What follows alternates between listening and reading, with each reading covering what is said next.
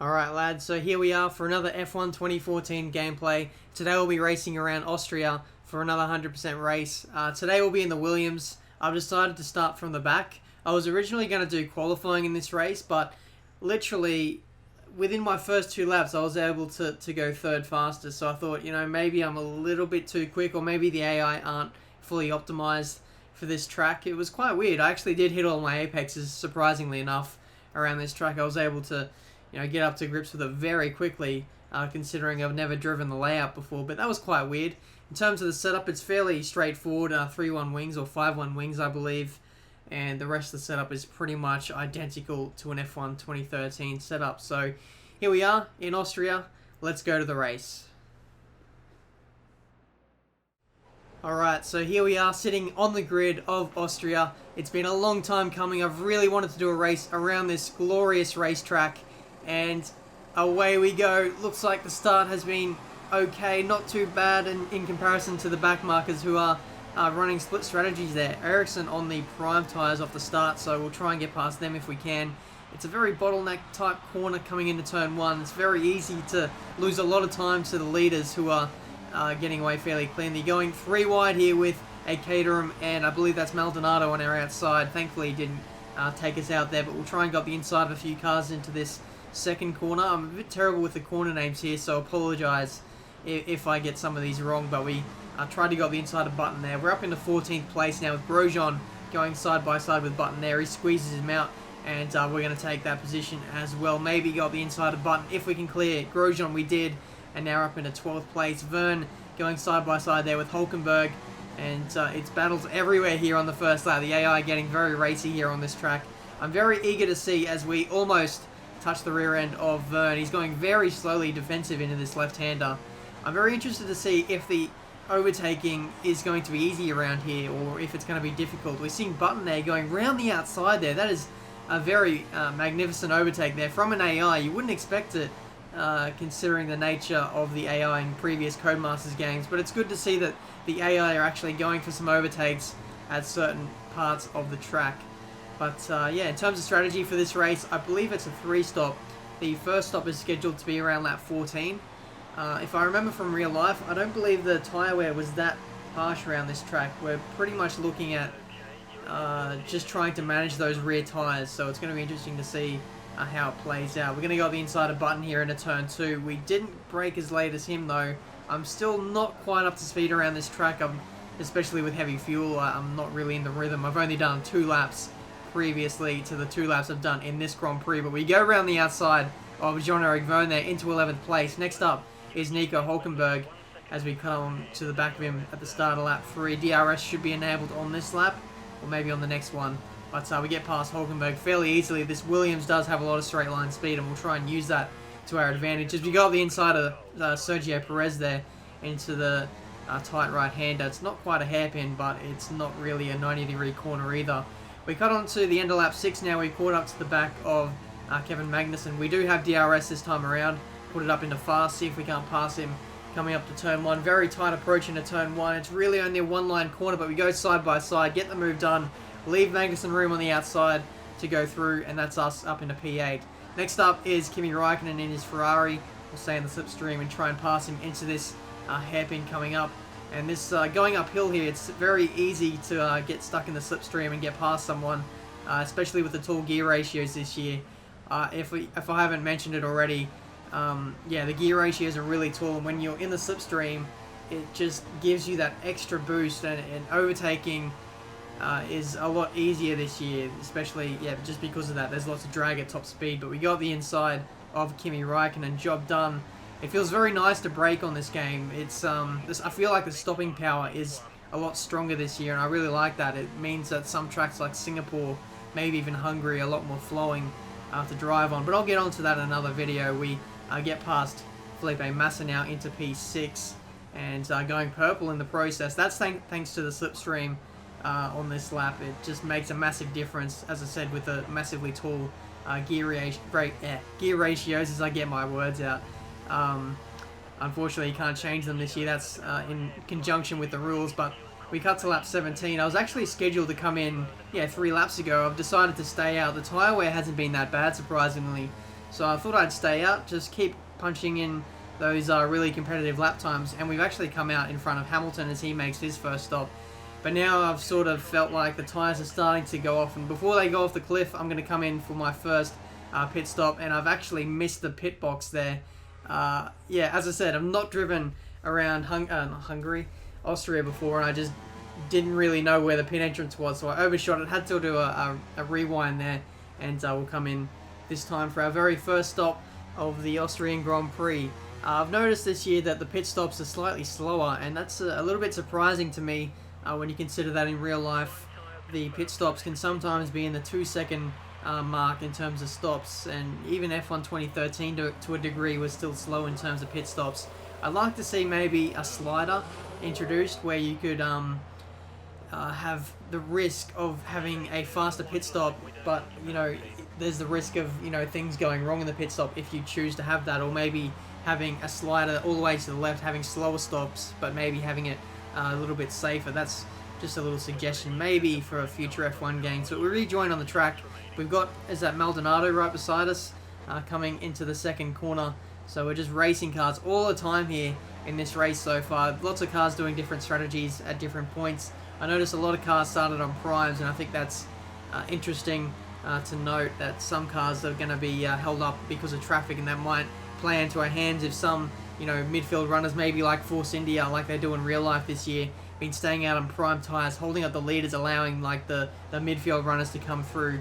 But unfortunately, that didn't really happen in this race. I don't think anyone with a decent car really stopped on primes or started on primes at the start of the race, so that's a bit unfortunate. But lap 35, we're coming in for another pit stop very soon, and if I haven't mentioned already, I believe my engineer was telling me that there's a chance of light rain to occur in about 15 minutes time. He either didn't say it yet, or he's about to say it just as I come out of the pit, so this is pretty much the perfect time to come in for a pit stop anyway.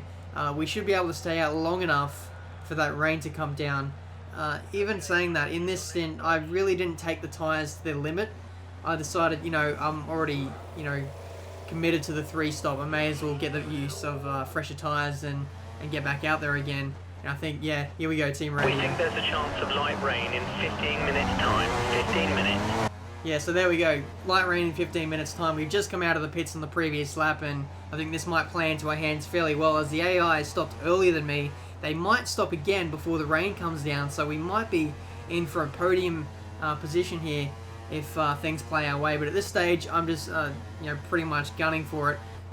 Just trying to set fastest laps, try and close down to the leaders in front of me, because I know they'll be stopping very soon, and I've got much fresher tyres in them. I don't really need to look after the tyres in this stint, so I can afford to push, and setting fastest lap with a 10.3. I think that was the fastest lap of the race overall for the whole weekend. So well, not in terms of qualifying, but for the race. I don't think the track was the track never dried out after this, so the race finished in rain sort of affected conditions. But as you can see, gradually getting more wet and wet. I think we might be coming into the pits for a set of intermediate tyres now. I've noticed that because the tyres cool out a lot quicker this year, they just naturally just get cooler.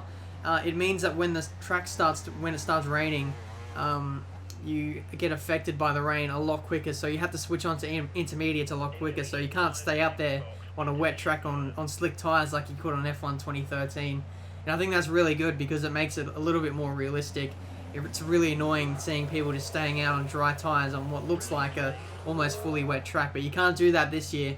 It's definitely much different. I'm glad that Codemasters have sorted that out. But rejoining on the track, we're in P4 at the moment. Ricciardo was only the only car to stop before the rain came out again, so yeah, everyone else except for him decided to stay out, and it looks like they've got track position at the moment. I believe Vettel is just a few seconds up the road, but unfortunately it seems like my pace in the wet sort of dropped off. I didn't quite have the traction or just rear stability that the AI did in the wet conditions. That might have been because I was running with 5.1 wings. I'm still experimenting with the setups at the moment. For the dry though, I think it looks like I've got it fairly well down pat, but it might require a different kind of setup for the wet. I'm going to have to wait and see. As you can see, lap 59, I'm sliding all over the place, and that's because the track is now full wet conditions. We've got to come in for a set of wet tyres, and it looks like on the mini-map there we can see some of the leaders coming in for wet tyres as well. So the AI pretty much responding to what I could feel on the track and everyone coming in for their stops. I believe Massa, my teammate, was about to get lapped by myself, and as you can see on the minimap there, he's in the pits, and if he would have been maybe 2, 3, 4, maybe even 5 seconds slower, he would have held me up in the pits, and I would have lost 10 seconds maybe, because there's this glitch where if you come into the pits at the same time as your teammate, the pit crew just look at you for 10 seconds and then process you, which is a bit annoying. But we get held up by Marussia, and then having to wait for, I think that's Grosjean, to leave the fast lane. So that's cost us a little bit of time. We're taking a really nice exit out of the pits there.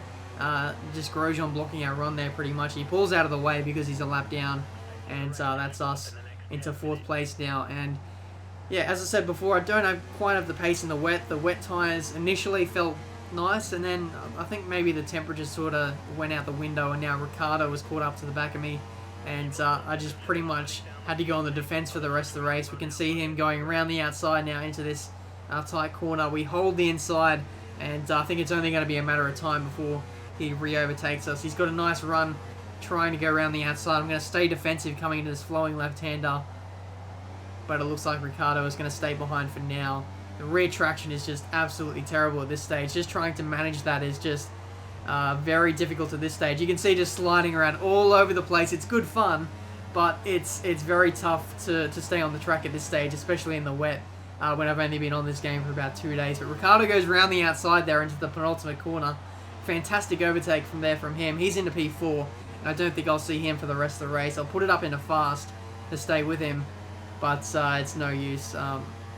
The setup I'm running just doesn't work with the wet at the moment, and that's going to take a little bit of time for me to optimize what kind of setups work in the wet, and I'm looking forward to just sort of testing that out in the future.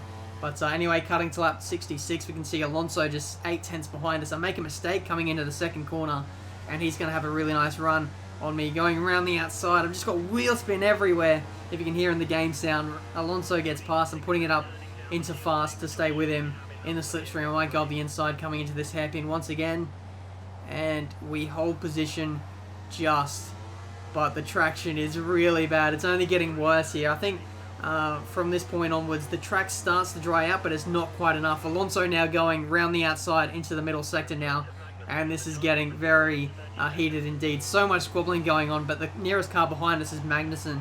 He's over 30 seconds behind, so I can afford to battle with Alonso as much as I can. Just look at that rear traction. Is just absolutely non-existent at the moment. Coming into the penultimate corner, going defensive once again. This is an awesome battle so far. I'm really enjoying this in the wet. It's just nice to be able to battle with the AI for once. And now cutting on to the penultimate lap, I can see I'm -1 lap down on fuel. So I've got to manage that as well. I forgot, in all this squabbling, I've been burning too much fuel, and haven't been able to really look after that. I've noticed in some of the 100% races so far, I've started the races on -1 or 2 laps of fuel. I've either been too lazy or I've just left it on aggressive fuel strategy. I'm not too sure. I've got to go back and check to see if you can change the kind of race strategies you have. But so far, I've only been, starting the race with, less fuel than what, I need to, if that makes sense. But either way, Lewis Hamilton has won the race. We almost got lapped there as he crossed the line for his race win here in Austria. And as I said, I'm -1 lap on fuel. I'm just ultra fuel saving at the moment, just shifting up really early in the revs. You can barely hear the engine. That's just how early I'm just shifting up, trying not to use any revs at all, just dulling all the revs out of the engine. And it looks like I'm actually pulling away from Alonso on this lap, so this might have actually been the better way to drive. I'm definitely not getting as much wheel spin, and as such, I'm probably making lap time here. So I'm glad I did this in the end, because I'll learn what I did in this race, and I'll try and apply it to future races. And it looks like we just ran out of fuel there, so it's going to be a bit of a nail biter now as we come through the final 2 corners. Alonso's right behind us.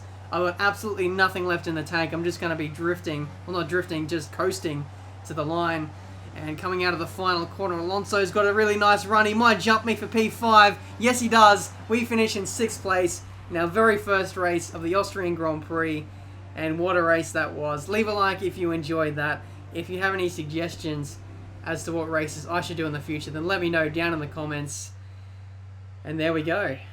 Good job. Thank you, engineer. 8th place. A lot of cars got lapped in the end. It's quite interesting to note. The Mercedes definitely has a very strong stranglehold over the rest of the field. The Red Bulls actually stayed with them fairly nicely, but I just didn't have the pace to stay with the Mercedes, especially in the race, which is quite surprising when you saw my qualifying pace. But that's been this video for today. If you're new to the channel, make sure you subscribe to see more F1 2014 videos in the future. When the game officially comes out in a few weeks' time, I'll be doing career mode, setups, online races, all that kind of thing. So subscribe if you want to see that. But until my next video, guys, I'll see you next time.